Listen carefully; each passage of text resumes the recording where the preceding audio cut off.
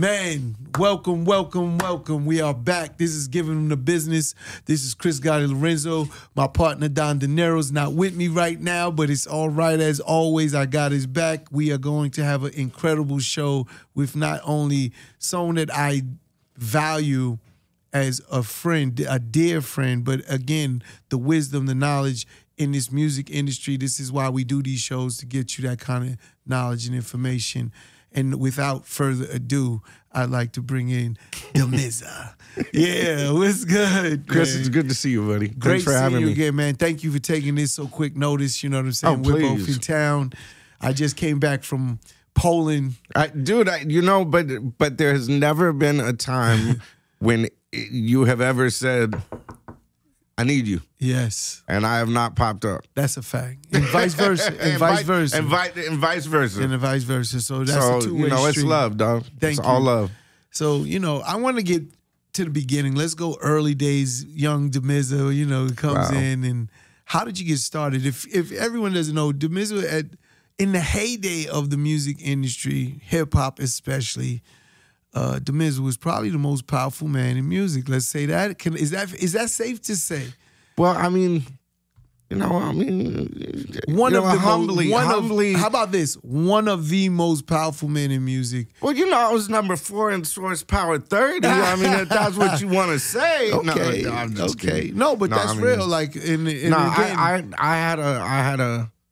had a good team. And you had a strong influence on actually creating, let's say, successful artists. Yeah. We had a really good team, let's just say that. Power 106, Hot 97, and we had 32 stations in the middle. So if we wanted to support an artist, yes, then we definitely had a platform to do so. Man. So when did your career start in this music industry as a just in the radio field before you became the programmer director? I started, my grandma raised me, as you know. My grandma raised me, and she raised my dad, my aunt, and a lot of other people, their kids, all of that. So I had to start working at 12. My grandma was a single mother.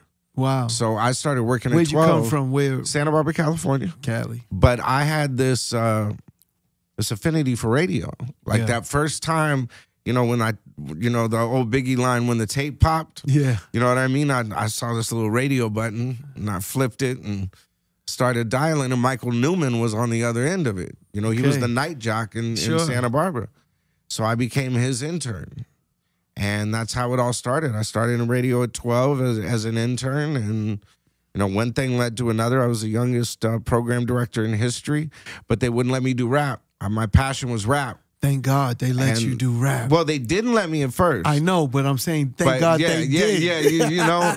But I developed the alternative format. I broke Nirvana. I broke Hootie and the Blowfish, and all of that stuff. And that's what got me my job at Power.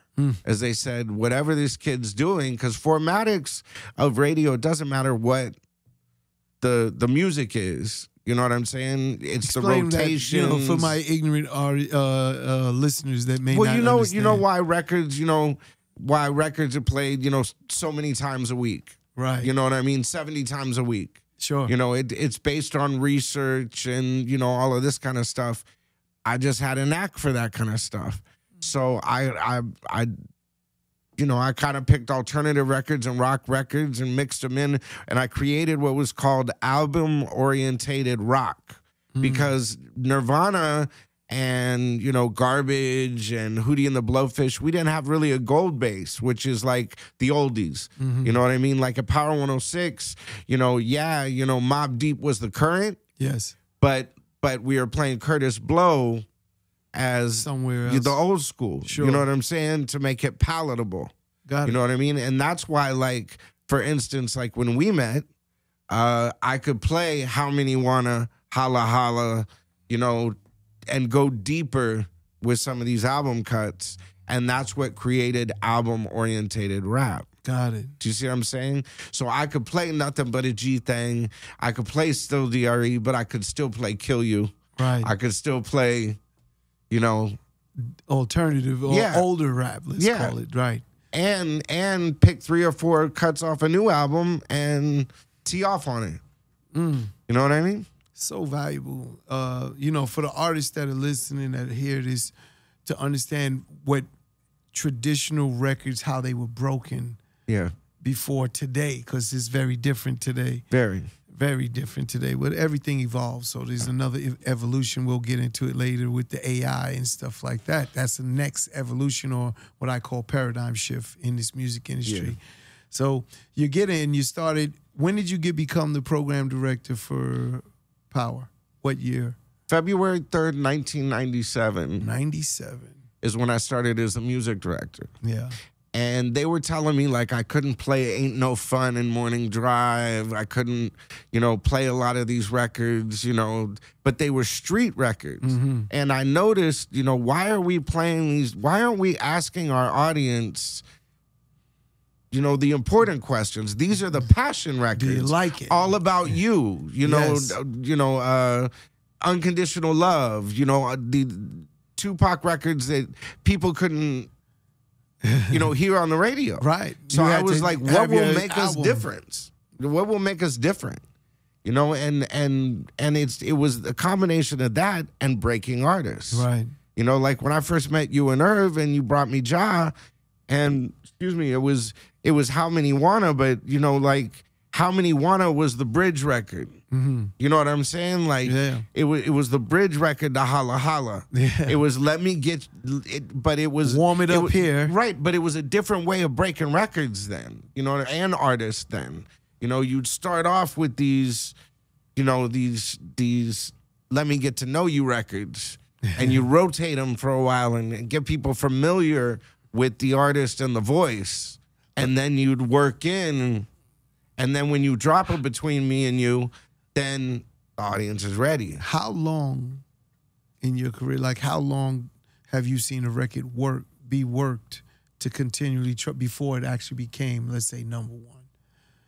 That's a very big question, because I get that all the time with artists.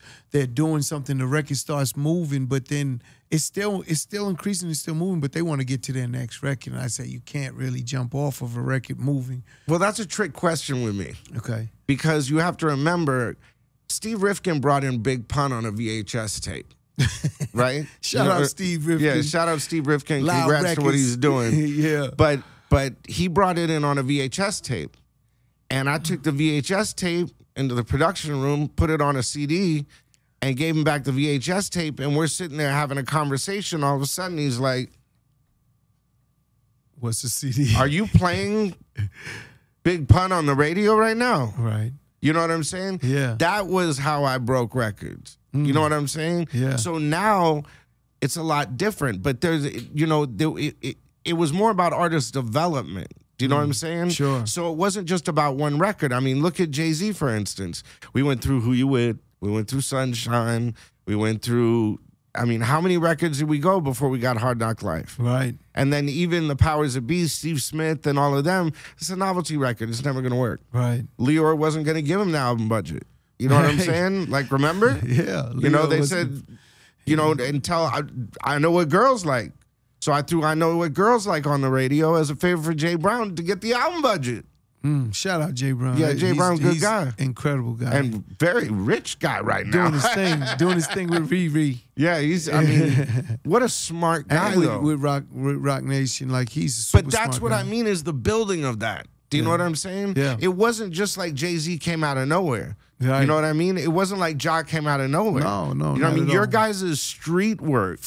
For me, the part maybe you wouldn't know, we're back home, and all I know is your name keeps popping up. And Irv had to make sure he forged his relationship with you. Well, it happened over Hotspot. Yeah. What people don't realize is how Irv and I met was through Jay. Mm-hmm. Before Can I Get It was actually a Hotspot. And in order to get the budget for the video for Hotspot to launch Irv as a producer, I had to commit to Hotspot to Leor and Brett Ratner. So it took Brett Ratner. You done threw again another one. People don't know Brett Ratner used to manage Irv back in the day. Early day. But that's how that happened. You know what I mean? That was the intro. Yeah. And then came Can I Get A, and then the focus on Ja. Got it. And How Many Wanna was the bridge for that. Yeah. Man, so many different angles that had to take place in order to get to a result. But what I was talking about was how long has it taken to break a song? Today it's about viral. It's about lightning in a bottle. Yeah, do you know what I'm saying? Yeah, it's TikTok and that's it. Yeah, I mean it's not like the days of radio where you could just throw it on. Okay, so because it doesn't break the same way and that lightning in the bottle, does that hurt the industry? In your opinion? It evolves it in a different way. I don't think it hurts it. It just changes it. Do you know what I'm saying? But yes. Is it for better or worse, the evolution of it? Because to me, from an artist perspective, I feel it's worse because there's less longevity. See, when you actually break that artist and you're building that core foundation, right? Which these artists that get the lightning in a bottle today don't get.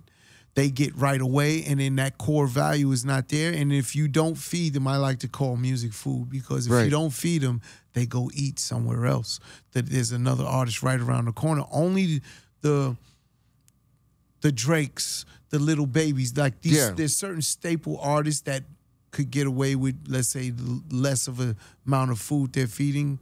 And they feed you a lot. Don't get it twisted. They are feeding you a lot. But these other artists, they'll get a hit or a record that works, and it'll make them the money, but they don't really have the care like they should. Hip-hop radio is a follower now. It's a follower. It's not a breaker. How many, it was funny, I did a radio show at KCAQ, shout out to Big Bear at KCAQ, and nobody was playing NBA Youngboy on the radio. You have a guy who just broke a record on Billboard for 100 million records. Right. And nobody's playing No Smoke. That's crazy. So we broke that. Cardi B, we broke Cardi B. We broke Jason Derulo. We broke, all of these radio. They're doing all these accolades without radio, right? But that's what I'm... and that's what these kids are looking at. They're looking at it. They're not at radio doing it because radio is expensive still. It's still... But it's possible. Is it still pay to play? Let me ask you an honest question. Yeah. Did you guys ever have to pay me? No. Because I did it for the love of the music. Again, I say this about Funkmaster Flex also. Never would he accept cash, and shout out Flex. He never did. I love Flex. I'd still talk to Flex regularly. Yeah, I love Flex. So at the end of the day, he never did. If he liked it, he liked it. If he didn't, he would tell you, I don't really feel it. Yeah. And then your job as a music person, you're supposed to say, no problem. A&R guy. A&R, producer, no problem. I'll bring you another one. And that's it. Everything doesn't work every time you deliver. But see, that's what I loved about Murder Inc. back in the day. You know what I'm saying? Yeah. Like, if like for instance, How Many Wanna wasn't working. Right. You know what I mean? But Herb's like, just bear with me for just a minute. I'll bring you something. And I'll bring the next one. Just give me a minute. That's all. And holla holla's coming. Yeah. Time is everything, right? You would agree timing. So we had to maintain a certain level to get to another level. It's relationships. And it's all relationships. And you know what? I watch a lot of your stuff. And the main thing that I'm saying, the main thing that you push more than anything is relationships. Yes. But, the one thing that I always tell people, and what I've learned in radio, and everybody get your pens and piece of paper, because I'm about to give you the formula. No, I'm going to give you the formula. Yeah. Consistency and repetition breeds familiarity. That's right. Familiarity breeds a relationship. Relationship brings teamwork or synergy, and teamwork wins games. Every time. Every single time. When you guys came to LA and we built that bridge. I'm going to diverse into something with my brother that I always said I felt. Of course, everyone knows about the feds when they came in. That's one part. Right? But the reality is... I very well remember. Right. We'll get into that. Yeah. But what the reality is, we was generating 9 figures for Def Jam. And here they come in. We tell them nothing's wrong, but they cooperate with the government. And again, I have a I understand what they did. I don't condone what they did. I understand why they did it. They didn't want the feds on them. But the real story is the staffing of that building. I remember coming in the middle of that whole stuff and watching you guys box up all your records. Yeah, crazy. You know what I mean? Yeah. And Kevin Lyles having stacks out front. This is Murder Inc.'s whole... Yeah. You know, and the connection. They were trying to find a connection to... But the people that work there, when you talk about building that relationship, Irv is very... It's love or hate with Irv, with a lot of people. If you understand the guy, you will understand he's all passion. And he loves everybody. It's just, he's very rough in his approach. And that doesn't go well with some people. And Def Jam was fighting you guys from day one. Exactly, because that's really what solidified our relationship is because you looked out in the lowest time or one of the roughest times. I'll tell you the story from the backside is we just finished making the 336 album in LA. Everyone loves the music out in LA. Come back and Def Jam didn't. You know, it was in the documentary. Irv told it, and the Def Jam didn't. And they really told Irv, and fuck that album, go make another album. Yeah, I remember. Which is 336 is a classic album. So 4 million records. More than that. Oh, but it's so many hits. Stateside. No, but so many hits on that record. Oh, yeah. And they wanted to scrap it. And when he told them he's not going to change the album, you was the first call. This is a team meeting. Like, do you understand? This is us behind the doors. That's why when you talk about that situation and of building the team and that relationship and how you get to that point. We already was working with you. Holla Holla, you broke Holla Holla for us. Everyone doesn't know that. Holla Holla broke from the West Coast. Oh, yeah. And then we brought it back to the East Coast. That's why we in the low bouncing. You see Irvin Jai and everyone was talking. We wanted to show love to LA for breaking the record. That's why it goes back to how many wanna. Exactly. You know, it started before that. You guys, the very first powerhouse for Power 106, the guy who opened the show, the very first artist you saw was a statement. Yes. You know what I'm saying? And this is the relationship, the build of the relationship. So when Irv had to get to work, when Leo was like, I'm not giving you no money, I'm not supporting this album. I remember. Now you need relationships. Well, because I remember clearly, Irv said, Miz, they're not giving me a budget for promotion for this album. Exactly. They want me to go in the studio and redo it. What do you think? And I said, freaking Between Me and You's a hit. Yes. Let me run with it. Yeah. And it was before, and the first time that Kevin Lyles, God bless him, Leroy Cohen, all of them, they heard it with 3,000 spins across America. Right. In 2 weeks. Right. It exploded. With me in the popping my collar in the shirt. Yeah, in the video. And it was more about what is he doing in the video. Now we can't get it played on Radio 1. Right. The political part of it. So I was just like, cool, just blur me out. It's all good. No, I said, there's no ego. But it's such a big deal because that was the game changer. I want to see you win. More so than anything else. Again, breaking first with Holla Holla was incredibly important. And this was the cream on the top, if you could say it. And you was a key part to both of those stories. Again, thank you for that. Again, I love you. It was an incredible time, but that's what went on the back. I mean, Irv was, his ass was on the line right there. Well, and from my side, Chris, Murder Inc. has been the only, like, you know how many artists I've broken. Yeah. Whether it be Jay-Z, whether it be Eminem, whether it be Dr. Dre and Snoop Dogg putting them back together, whether it be the only people that have consistently and always shown me love is Murder Inc. Man, thank you.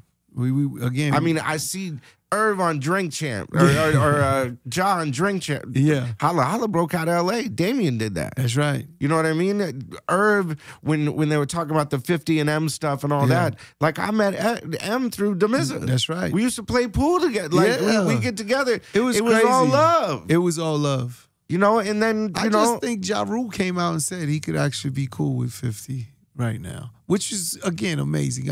I have no problem with anybody. I tell everyone all the time. It was just a moment in time. I can't be mad at someone that I don't know. I don't know him.